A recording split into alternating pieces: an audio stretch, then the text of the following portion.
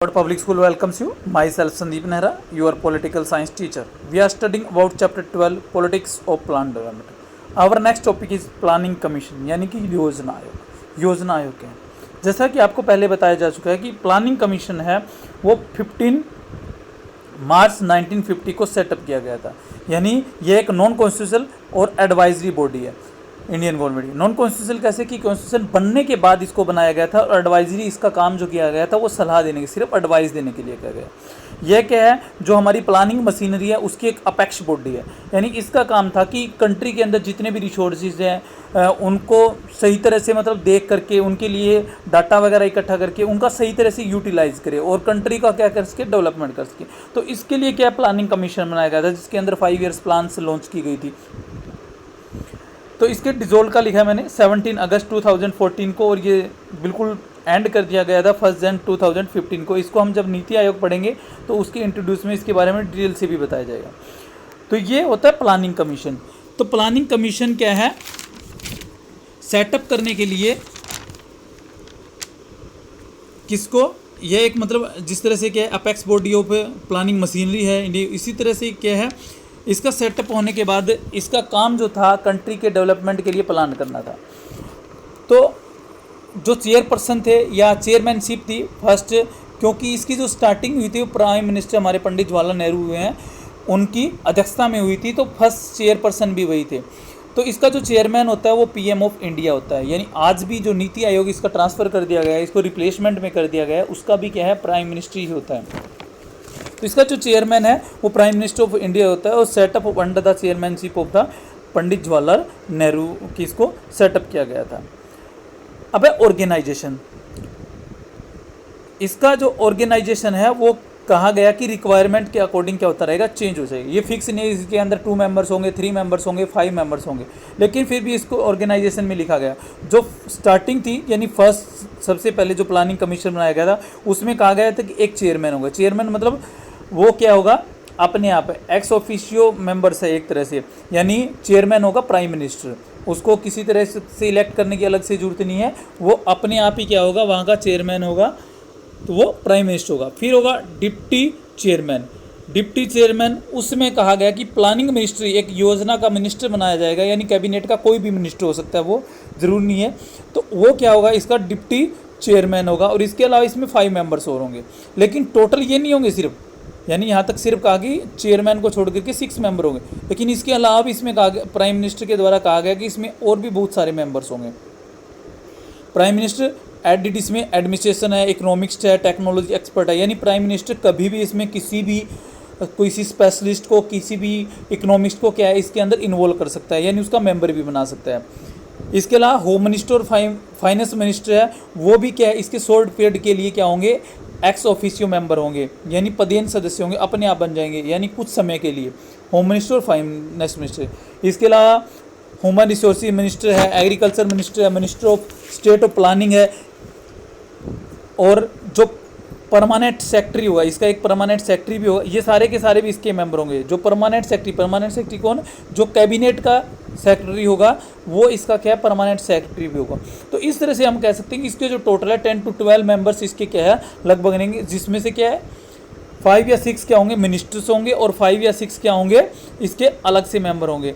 तो इस तरह से ये कह सकते हैं कि ये कैबिनेट की भी एक मतलब यानी कि एक पॉलिटिकल भी क्या होगी इसमें मेंबर्स होंगे और नॉन पॉलिटिकल भी इसमें मेंबर होंगे। तो ये कम्बिनेशन होगा एक पॉलिटिकल और नॉन पॉलिटिकल का। तो ये इस कमीशन को हम पॉलिटिकल और नॉन पॉलिटिकल का एक वो भी कह सकते हैं कि चैम्बर कह सकते हैं या एक कम्बिनेशन कह सकते हैं।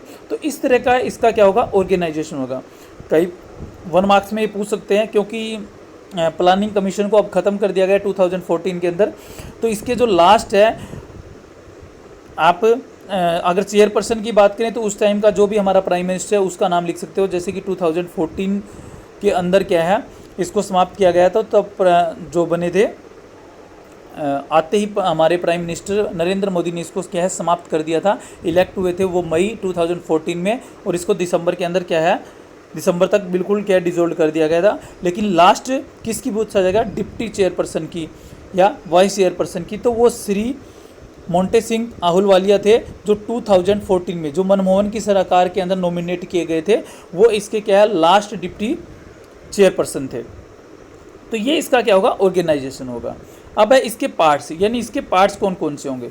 इसके अंदर क्या है 3 पार्ट्स के अंदर क्या है इसको डिवाइड किया गया। सबसे पहला प्रोग्राम एडवाइजरी, नाम से स्पष्ट है इस प्रोग्राम मतलब इसके अंदर मेनली किसका काम होगा एडवाइजरी देने का काम, जो सलाह देंगे किसको मिनिस्टर्स हैं या प्राइम मिनिस्टर्स हैं या मतलब डेवलपमेंट के लिए जो एडवाइजरी प्रदान करते हैं वो होंगे।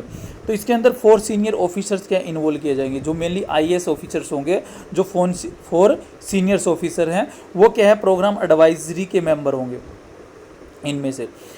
तो इनका काम क्या होगा, जो मिनिस्टर्स हैं उनको एडवाइजरी करना, किसके लिए कंट्री के डेवलपमेंट के लिए, 5 ईयर्स प्लान्स के लिए एक्सेट्रा वगैरह। Next general secretary, general secretary में आपको पता है किसी भी चीज़ का सेक्रेटरी उसके अंदर क्या है ब्रांच का कोऑर्डिनेशन वगैरह के अंदर आता है, यानी उसमें जो क्लर्क्स वगैरह होते हैं, जो काम करने वाले अदर्स मतलब कर्मचारी जो क्वालिफिकेशन के अकॉर्डिंग लिखते हैं वो सारे इसके अंदर इन्वॉल्व होते हैं। तो जनरल सेक्रेटरीट के अंदर क्या होंगे वो इन्वॉल्व होंगे। नेक्स्ट होगी टेक्निकल डिवीज़न। टेक्निकल डिवीज़न के बारे में कहा गया कि जो प्लानिंग कमीशन है उसमें 20 टेक्निकल डिवीजन्स होंगी। जो 20 टेक्निकल डिवीज़न होगी उसको 2 ग्रुप्स में डिवाइड किया जाएगा, एक जनरल डिवीज़न, एक branch of subject division. General division का काम होगा सभी जो जितने भी इश्यूज़ वगैरह हैं या डेवलपमेंट के इशू है उनके ऊपर काम करना, और जो ब्रांच ऑफ सब्जेक्ट डिवीज़न होगी वो स्पेशल डेवलपमेंट के लिए, फूड के लिए, एजुकेशन के लिए, हेल्थ के लिए, इनके लिए क्या है प्लानिंग करेंगी।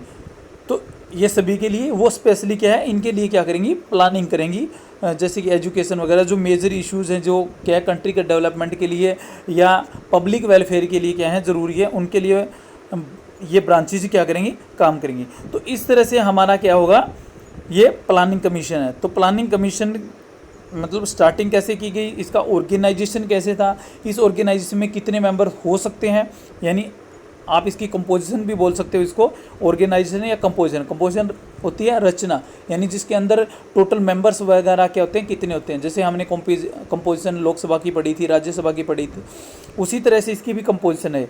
तो इसकी ऑर्गेनाइजेशन की जगह आप इसको कंपोजिशन भी लिख सकते हो, ऑर्गेनाइजेशन भी लिख सकते हो, कंपोजिशन भी लिख सकते हो, जिसके अंदर क्या प्राइम मिनिस्टर है या अदर्स मिनिस्टर्स हैं या अदर्स मेंबर्स हैं उनके बारे में है। तो टोटल क्या है ये कोई फिक्स इसके मेंबर नहीं है, बल्कि क्या है ये चेंजेस होते रहेंगे किसके अकॉर्डिंग, रिक्वायरमेंट के अकॉर्डिंग। तो इन्होंने क्या है लगभग हमारा जो प्लानिंग कमीशन है इसने 65 ईयर्स के आसपास, यानी 64 से अबो 65 ईयर्स के आसपास क्या है बिल्कुल अच्छे से भी कह सकते हैं, क्योंकि इसके अंदर क्या है 12 हमारी 5 ईयर प्लान्स क्या है तब तक लॉन्च हो चुकी थी। अभी 13 चल रही है, 2017 से लेकर के 2022 तक जो है हमारी 13 5 ईयर प्लान चल रही है। तो 12 जो 5 ईयर प्लान लॉन्च हुई है और इसके साथ साथ 2 1 ईयर प्लान जो हुई है वो क्या प्लानिंग कमीशन के द्वारा लॉन्च की गई थी। तो इस तरह से हम कह सकते हैं कि इसने सक्सेसफुली वर्क भी किया है। तो ये इसका ऑर्गेनाइजेशन है, इसके पार्ट हैं, इसके फंक्शंस वगैरह है या ऑब्जेक्टिव है वो नेक्स्ट लेक्चर में करेंगे। Okay, thank you.